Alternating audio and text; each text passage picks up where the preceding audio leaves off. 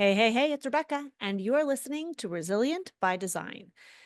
Today, I'm sharing a story with you. I am sharing a disastrous story. Well, not totally, but it is a lesson I learned. And I am going to dive into that project that looked fine on the surface until it wasn't. You guys know the one I'm talking about, right? Where you had this little voice in your head sending you like warning signals, but you pushed it aside because, well, the check cleared. Today, I'm going to get real. I'm going to share some vulnerable moments with you and share a story about a basement renovation that, quite frankly, I should have walked away from, and what you can learn from my very expensive mistake. All right.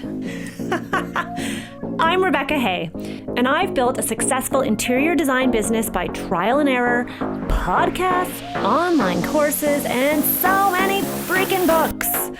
Over the last decade, I've grown from an insecure student to having false starts to careers, and now I'm finally in the place where I want to be. Throughout my journey, it's been pretty obvious that I'm passionate about business and helping other entrepreneurs do the same. Each week, I'll share tangible takeaways from my own experience and the experiences of other badass women to help you build your confidence and change your business. All right. Why does this matter? Why does it matter that I screwed up? Because spotting those red flags early, learning my lessons, could save you from the stress, the burnout, and the costly mistakes that I am about to share. And trust me, this lesson cost me more than just money. So let's dive into the story. Here's what happened. A few years back, I got an inquiry for a basement renovation in a very lovely Toronto neighborhood, a well-to-do neighborhood. And I thought, yes, I can't wait to have my sign on that street. Have you ever had that? The client seemed pretty great on paper, right? Via the emails and the discovery call that I had. And she was super excited to start right away and get working with our firm. It also happened to be at a time when things were a little slow for me. And I really was looking for projects to fill my pipeline so that I could keep my team busy and paid. And she'd seen our portfolio and she loved it. This was the early years of me really trying so hard to get my own personal design aesthetic out into the world and have clients want the aesthetic that I valued. For so long in the early years, design clients wanted an aesthetic that I wasn't so passionate about. They wanted very modern design, and I did it, but I didn't love it. So I was like, yes, I was ready to get started, could not wait to go to the consultation. During our consultation, though, there were some, let's call them interesting moments. The client loved to talk and share her opinion, and she had very specific ideas about what she wanted. So some of those ideas honestly went a little bit against my better design judgment.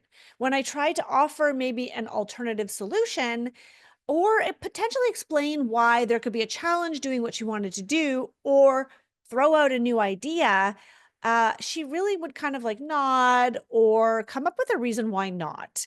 And then she would just continue to explain her vision like I hadn't shared any expertise. Another red flag, her budget. Her budget expectations were not totally realistic. They were okay. I remember thinking at the time, well, we could probably do it for that. Like it's just a basement, right? Have you ever had that? It's just, whenever you use the word just to justify something in your head, you know that you're going down the wrong path. We're talking, she wanted custom built-ins, very specific dedicated storage. She wanted a gas fireplace in the basement where there was no gas line. She wanted high-end finishes. She wanted totally custom furnishings, and she wanted a little bit of a layout change, all for the budget that truthfully probably could only have covered the basic materials and not the level of design I wanted to do. And when I gently tried to realign her expectations, she kind of brushed it off with, oh, I'm sure we can figure it out. I'm not worried about the money.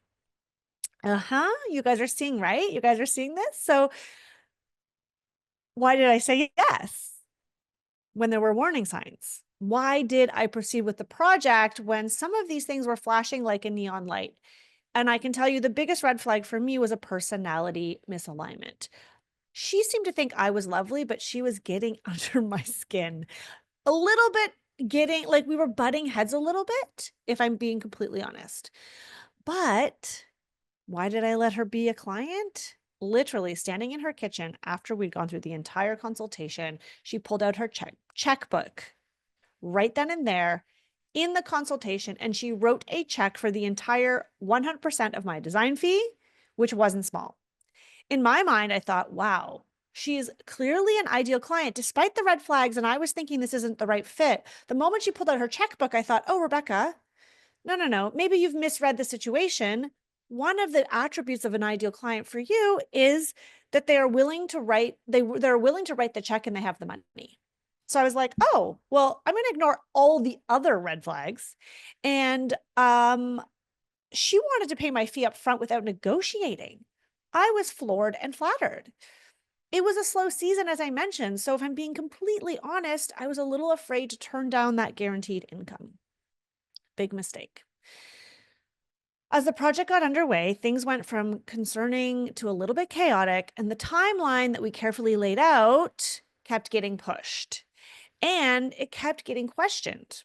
So the client would pick up the phone, she would call us, she would be frustrated with the contractor, someone hadn't showed up. You guys know the story, you've been there before, right?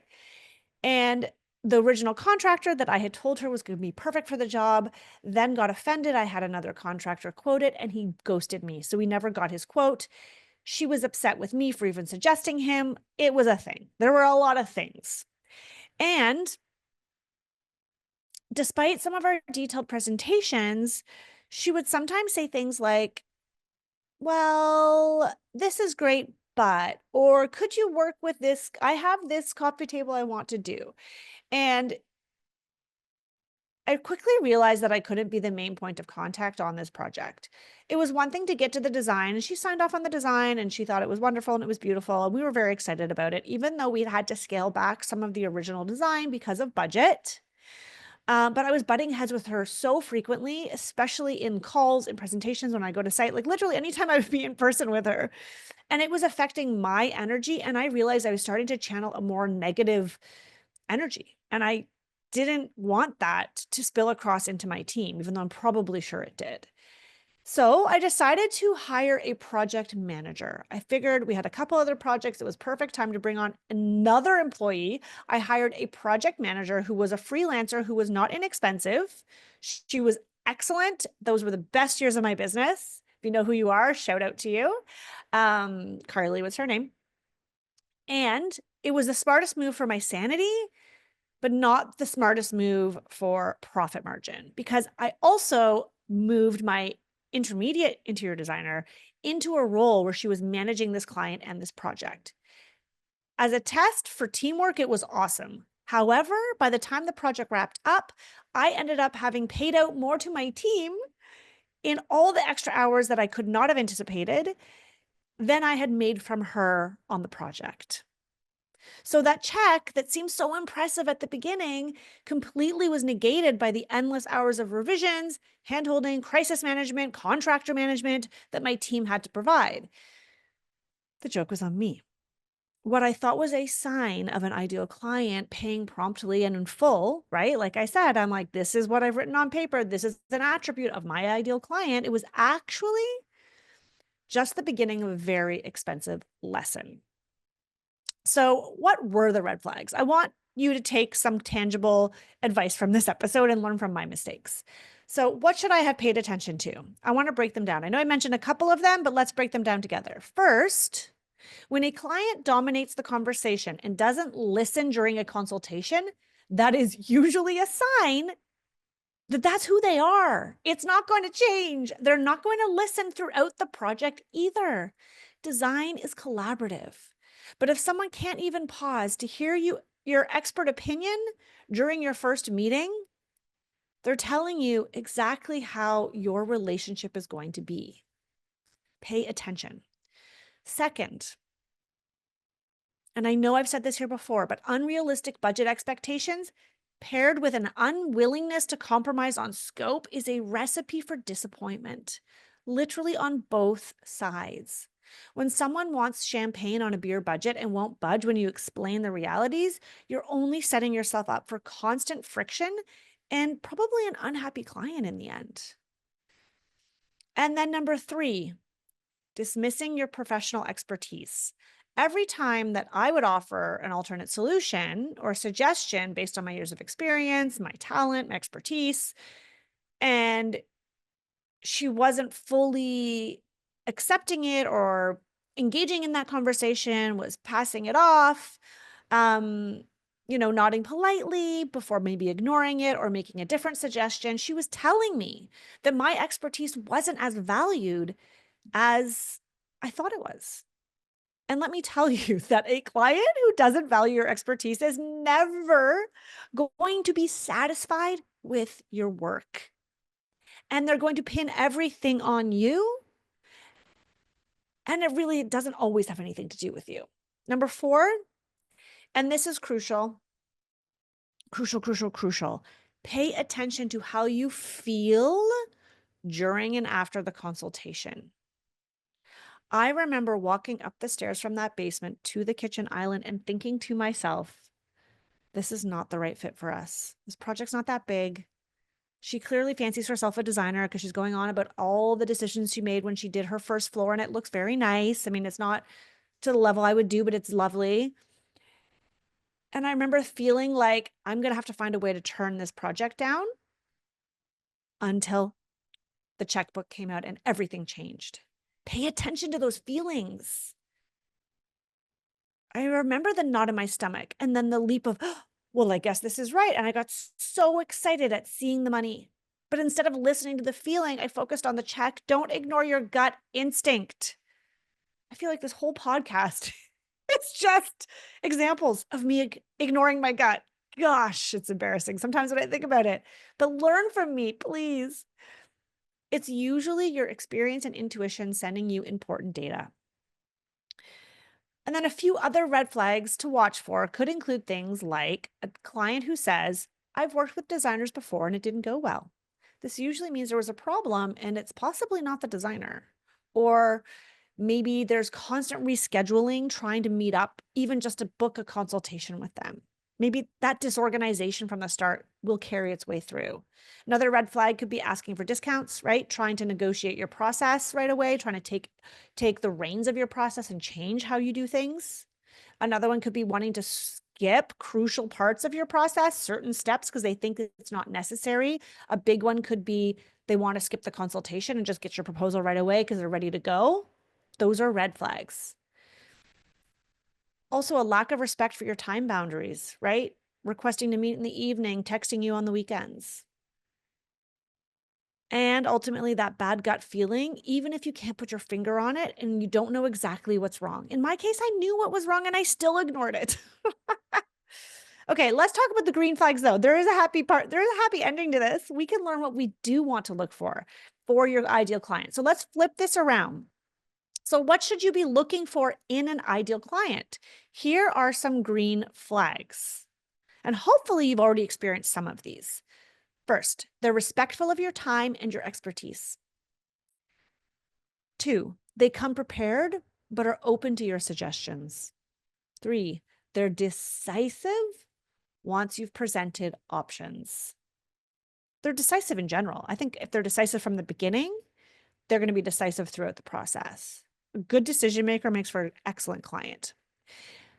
Also, another green flag, they understand and value your process. They love seeing that you're a professional and that you have a system that you follow, and they are not looking to do it their way or change how you do things.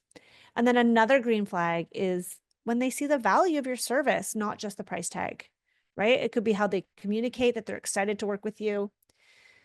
For me, a big green flag, and I mean, this was a green flag in this particular story that didn't help me because the red flags were stronger, but could be that their style and their vision aligns with your design aesthetic and your philosophy. Do they love sustainable design? Are they looking to incorporate antiques? Oh my gosh, that's amazing. I love to do that, for example.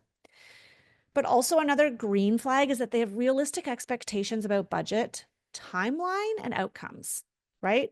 They understand that it's going to take the time it's going to take. They have a realistic expectation that Even if they don't know what things cost, once you explain to them, they appreciate your expertise and they accept that.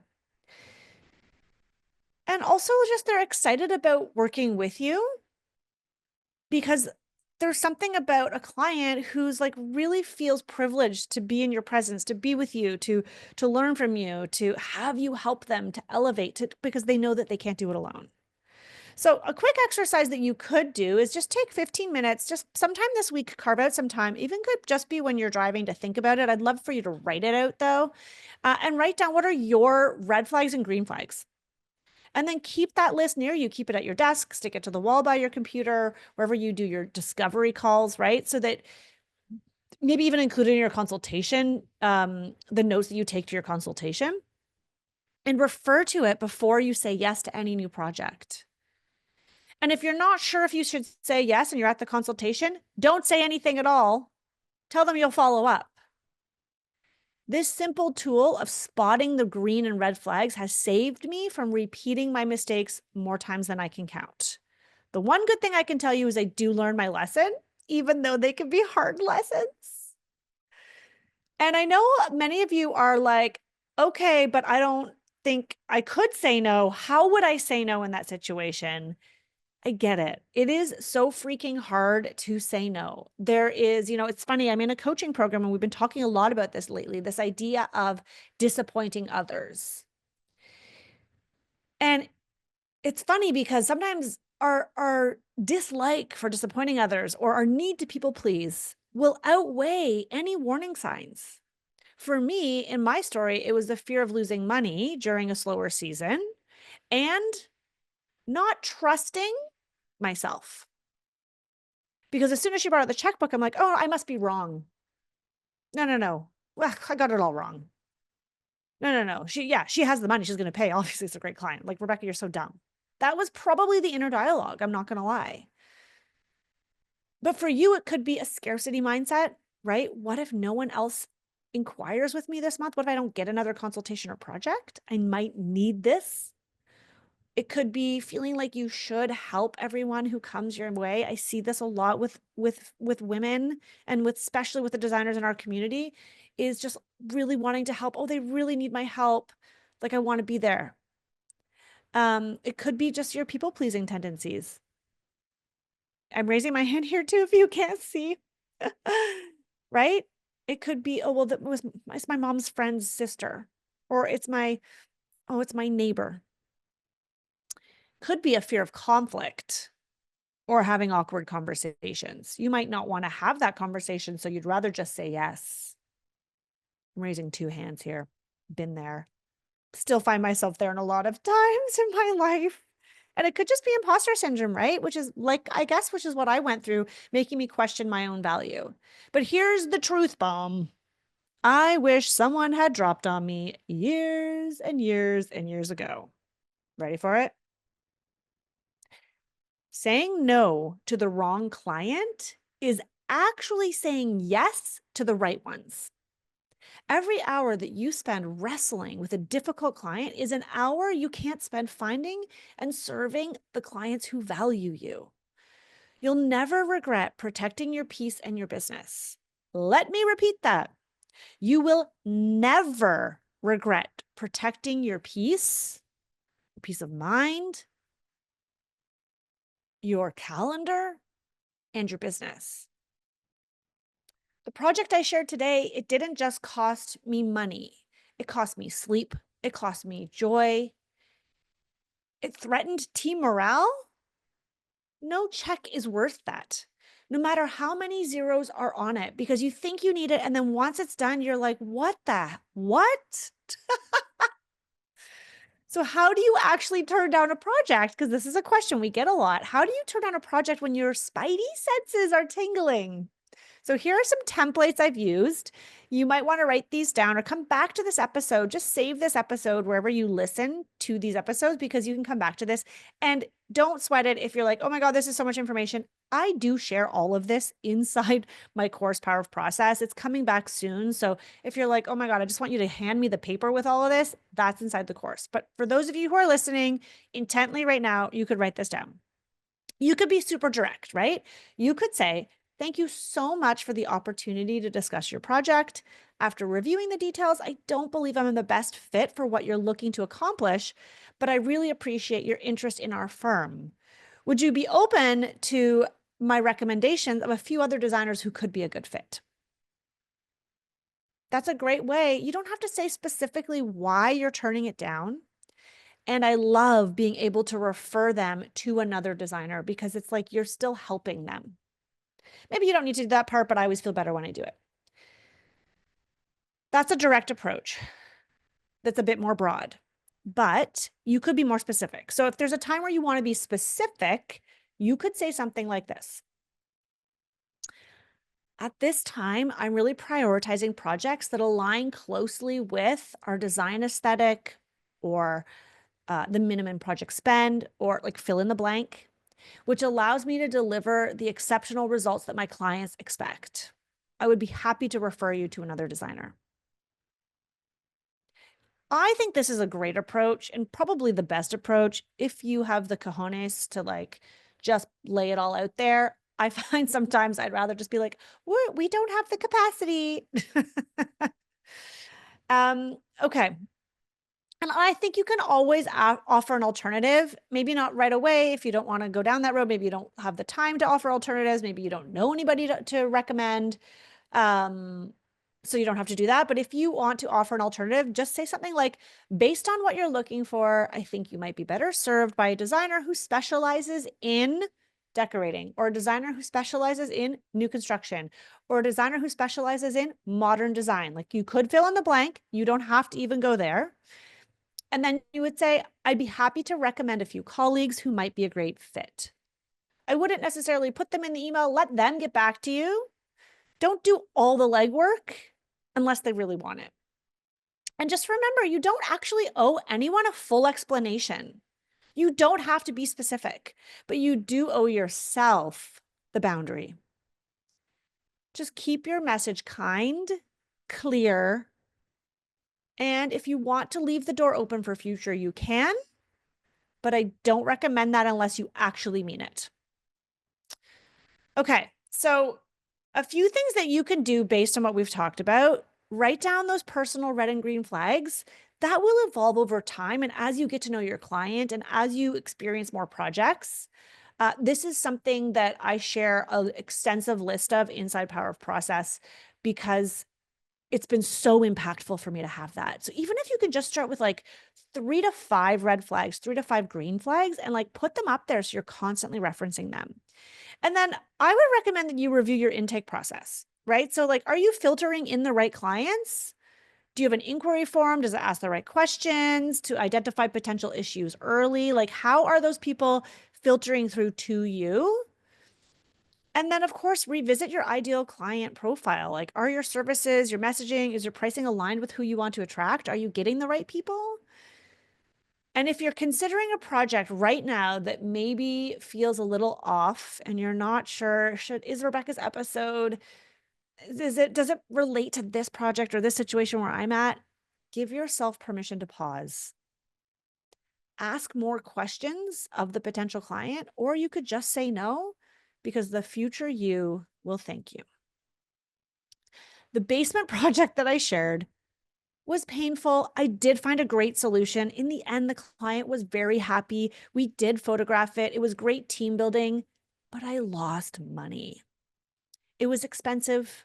It was exhausting for me mentally, always stressing about where we were at with our hours because I did a fixed fee and then the hours were more and it was just messy.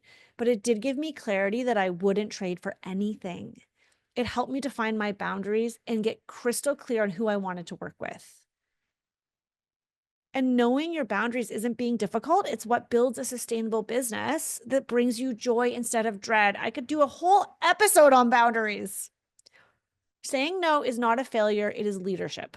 It's taking control of your business instead of your business taking control of you, instead of your fear of scarcity, of not having enough projects. That can take over. And then you get stuck on the hamster wheel. And I don't want that for you.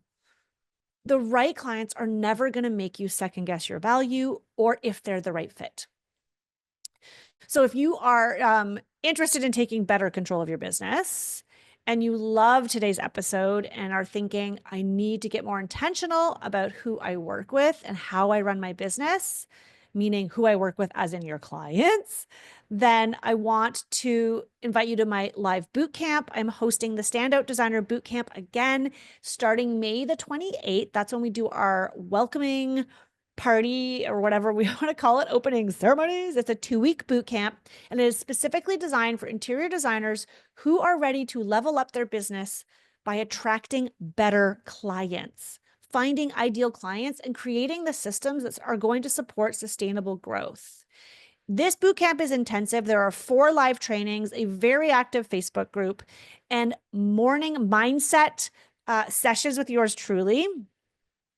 Here's what we cover. We help you to define your unique value prop so that you can attract the right clients. Like, who are you and how do you serve? We're going to help you create a client experience that filters out those red flag clients before they become problems. Pricing strategies to reflect your worth, systems and boundaries to protect your time, and so much more. It's not just theory. You're going to walk away with concrete steps that you can implement immediately in your business. Plus, you're going to join our community of like-minded designers who are on the same journey. When we did this boot camp back at the beginning of the year, the community was on fire. So if you want to grab your spot in the Standout Designer Bootcamp before we kick it off May 28th, head on over to rebeccahay.com/bootcamp, or you can also find the link in our show notes. Registration will be closing on May the 26th. I really look forward to seeing you there and diving deeper into building those boundaries and attracting better clients. But until then, I will see you next week. And I'd love to hear from you. So send me a DM on Instagram. Guys, I say this like every episode. You know how many DMs I actually get? Maybe 1 or 2 of the thousands of people who listen to this podcast. Seriously, I manage my entire Instagram by myself right now. There is no one helping me. I'm in the DMs. If I miss them, it's because I can't keep up with managing it, but I'm doing my best, and I would love to see your DM. Let me know, have you had an experience where you did not trust your gut and you ignored the red flags with a client or with a project, and it was totally a learning experience? I would love to hear from you. And of course, you could also share it with us inside the bootcamp. All right, I'll see you soon.